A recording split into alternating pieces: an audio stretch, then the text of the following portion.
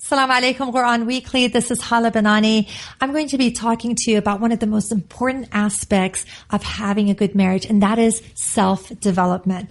Bismillah, wassalatu wassalamu ala Rasulullah. Inna Allah la yughayyiru ma biqawmin hatta yughayyiru ma bi anfusihim. Indeed, Allah will not change the condition of the people until they change what is in themselves. Generally, we think of this verse in reference to changing the ummah. This exemplifies the power of self-change. When we change ourselves, we're able to change the situation. Qawm could refer to ummah or tribe. We can take lessons from this verse that if changing yourself is so powerful that it can change an ummah, imagine what it can do for your marriage, to change your marriage. Your marriage is not going to change until you spend time on changing yourself, your habit, your attitude. If you're angry, if you're pessimistic, if you have self-esteem issues, it will definitely affect your marriage. Many people put the blame and responsibility of improving the marriage on their spouse. They'll come to me and basically they tell me, fix my wife and our marriage is going to be great. Or they'll come with a list of 10 things that they want me to change in their husband. It's really easy to put the blame on others, but this verse is indicating that we need to start with ourselves. This is a call for reform and self-development, which is primarily why I made the pillar one in my marriage program, self-development. Until we acknowledge our shortcomings, which is anger, insecurity, jealousy, our desires and arrogance, and overcome them, we can't really thrive in our marriage. There is a client that I had who was basically suffering in every relationship. She was angry, she was very arrogant and possessive, and every single relationship had fallen apart. When she came in, she wanted to work on her marriage, so I was only working with her. As we started to work on her personality, as she learned about anger management and she overcame her possessiveness, she started acting more maturely, and she gained all of those important skills and tools in being a better person. Her relationship started to evolve. Her husband started treating her differently. Her kids responded to her differently. So it's really about working on yourself in order to improve your marriage. Now, many people that come to me for therapy, they come alone. They're only there, and I work with them, and as they change, then their relationship improves.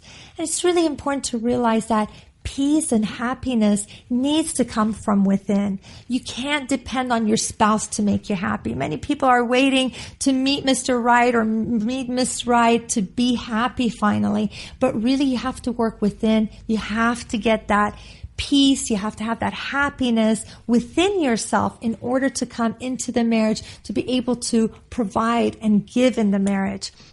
It's essential to grow spiritually, emotionally, and in every aspect of your life. And this self-growth and self-development is so critical. If we don't spend time in changing ourselves, we can't expect the marriage to improve. I had one male client recently that postponed getting engaged because he wanted to overcome his addiction to watching inappropriate material before he got married. And that's admirable, to be able to prioritize working on yourself prior to getting married. It's really important to adjust our intention when we want to make a change. إِنَّمَا الْأَعْمَالُ بِالنِّيَّاتِ, that verily our deeds are by our intentions. So if we make our intention to change in order to please Allah, first and foremost, I want to be a better person. I want to be more devout. I want to be a more giving, more compassionate person. So first we're doing it to please Allah. Then it's about changing to improve on a personal level. I want to be a better person. I want to be someone that I myself can be proud of. And then you do it with the intention of improving your marriage. Many times when people go in with the wrong intention, or they're going in with just the intention of pleasing other people, if their change is not acknowledged, if no one is appreciating that, then they're going to get discouraged and they're going to stop. But when you go in with the intention of wanting to please Allah and wanting to be a better person, so regardless of whether anyone appreciates you or anyone acknowledges you, you're still committed to making that long-lasting change. In doing therapy for the past 20 years, I've noticed that there are certain characteristics that need to be improved in the sisters, and some characteristics that could be improved in men in order to improve the relationship. So self-improvement for women, I would summarize it in 3 different areas. One is emotional stability. That is having control over your emotions, not being a drama queen, not overreacting, not crying and yelling excessively, because these are the things that the brothers complain about the most about their wives. They feel that they're walking on eggshells. They feel that they're dealing with someone who's a ticking time bomb. They don't know what's going to set her off. And so this creates a lot of insecurity and a lot of lack of trust in the relationship, where the husband will not know what's going to set his wife off. So having that emotional stability of being in control of yourself is really critical. The second thing is being secure. I have seen that insecurity is really the main problem that women face in all relationships, whether it's their marriage, whether it's with their in-laws, with their friends. There's a sense of feeling either intimidated or feeling insecure about others, feeling threatened by especially other females. So if we work on building our self-esteem, if we work on feeling really good about ourselves, then we're not going to be so affected by the other females in our relationship. And that will definitely improve our marriage, improve our friendships, and improve the relationship with our in-laws. The third thing is growing intellectually. Many of the sisters are, mashallah, very well educated, very intellectual. Now, what happens is that once they get married, they choose to stay at home, take care of the kids and the home, which is completely admirable and so respected, mashallah. But what happens is that they stop putting time and attention in their intellectual development. So what's happening is that the brothers are going to work, they're excelling, they're learning, they are advancing, while the sisters may not be doing the same. They may be at a standstill, and they are dedicating their time. They're sacrificing for the family. They are providing. They're doing so much, mashallah, but they may not be spending as much time on the intellectual development. And I think that it's really important to continue that self-growth, to be reading on a daily basis, to be exposed to the news, the world events, and continuously grow and improve. That way, you do not grow apart from your spouse. I had a client that came in, and what happened was that her husband was a physician, mashallah, very intellectual, making so many advancements in his careers. And since she was staying at home, and she was also very intelligent, very educated, but she had become so consumed with taking care of the kids in the home, where they started growing apart. They were no longer as stimulated when they were having their conversations. And I think that that's critical to continuously work on gaining that intellectual stimulation.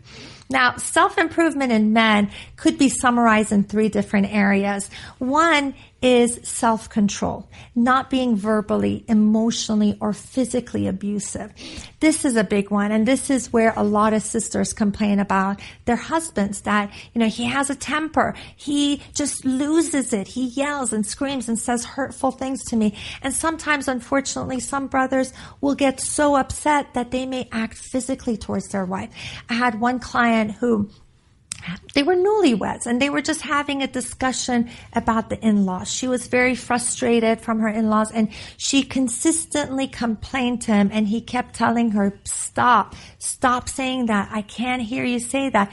And she kept at it, and finally he got so angry that he ended up slapping her, and he felt devastated. He was like, I never thought I would hit my wife. He was crying in the session. That is like, this is so unlike me. This is very uncharacteristic of me, but she just wouldn't stop. But we need to learn how to control our emotions, because once you say something, once you act in a certain way, you can't ever take it back. And that was something that changed their relationship forever.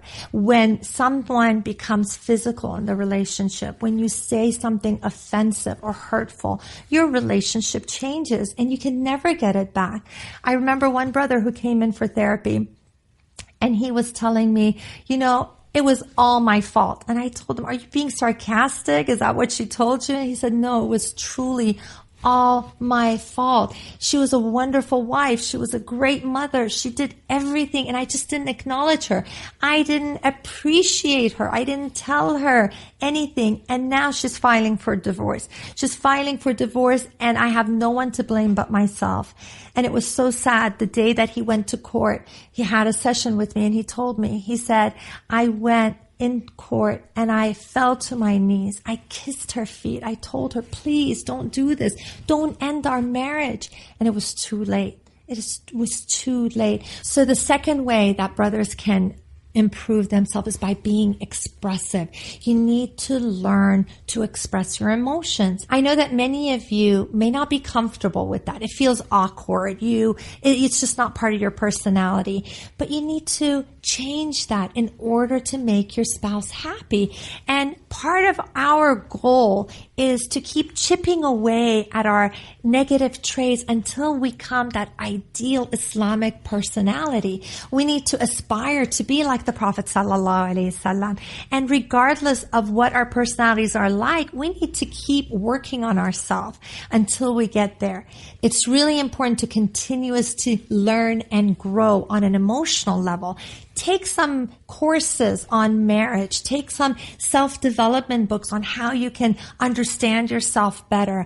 Maybe do some parenting courses together where you can be on the same page. And I know that many of you are so caught up with work and providing for the family, you don't have as much time. So maybe you can decide to have a book that you're reading together with your spouse, maybe an audio book, put it on fast speed, listen to it together and discuss it in order to continuously be on the same page and grow both spiritually and emotionally. The last thing that I would recommend is that you become appealing for your spouse. So you've worked on yourself, you have changed certain aspects of your personality, and then it's about finding out what your spouse likes, because each person has their own likes and dislikes. So find out what it is, how your spouse likes you to dress, what is it that they enjoy, and what is it that you can do to make them feel loved.